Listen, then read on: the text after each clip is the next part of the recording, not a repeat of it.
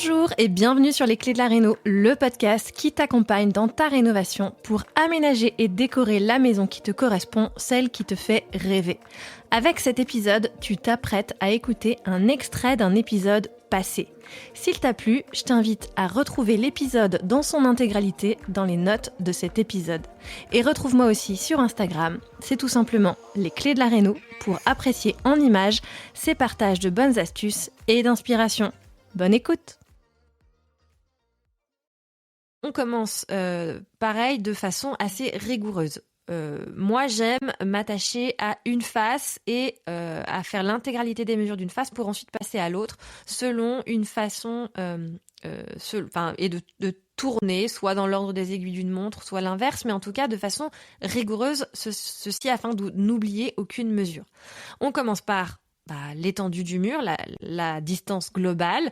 Donc pour chaque mur, on prend une première mesure, puis une deuxième pour la confirmer. Et on note la plus grande des deux si elle diffère. En général, j'aime bien prendre des points de repère, c'est-à-dire que ces mesures, je les réalise à des hauteurs constantes, dans l'idéal et dans la mesure du possible. Par exemple, je vais aller à 10-20 cm du sol et à 1,50 m et toujours prendre les mesures à cette hauteur de sol pour éviter effectivement les variations dues aux légères irrégularités des murs. Et je dis dans l'idéal parce que c'est pas toujours évident, surtout quand l'espace est meublé.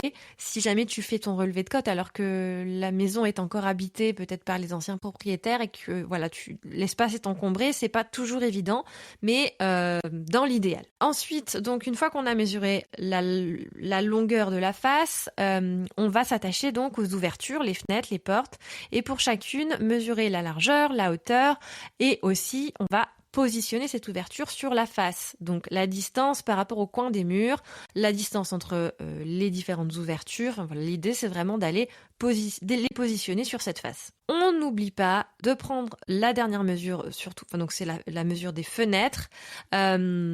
Je vois trop souvent effectivement cette mesure oubliée et même sur les plans d'architecte parfois elle n'apparaît pas, c'est la mesure de l'allège. L'allège, c'est la hauteur entre le sol et le bas de la fenêtre, ce qui permet d'aller positionner la fenêtre sur ta face. Et connaître l'allège, c'est donc hyper important. On note aussi effectivement le sens d'ouverture, donc pour les portes, ouvrant droit, ouvrant gauche, est-ce que c'est un poussant, un tirant, etc.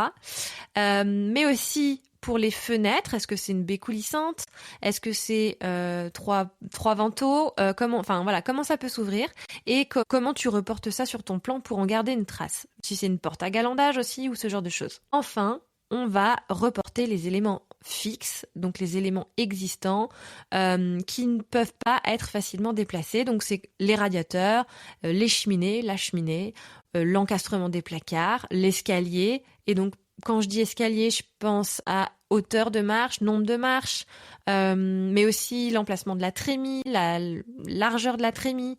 Enfin, l'idée, c'est vraiment d'aller prendre un maximum d'informations pour que sur ton plan existant, tu puisses reporter vraiment la réalité des choses. On n'oublie pas non plus une des mesures qui est souvent oubliée. J'en parle aussi en connaissance de cause parce que ça m'arrive régulièrement dans mes projets de conception à distance de faire le relevé par mes clients et de me rendre compte qu'il y a certaines mesures qui sont oubliées. C'est le cas de la hauteur sous plafond, pourtant si importante.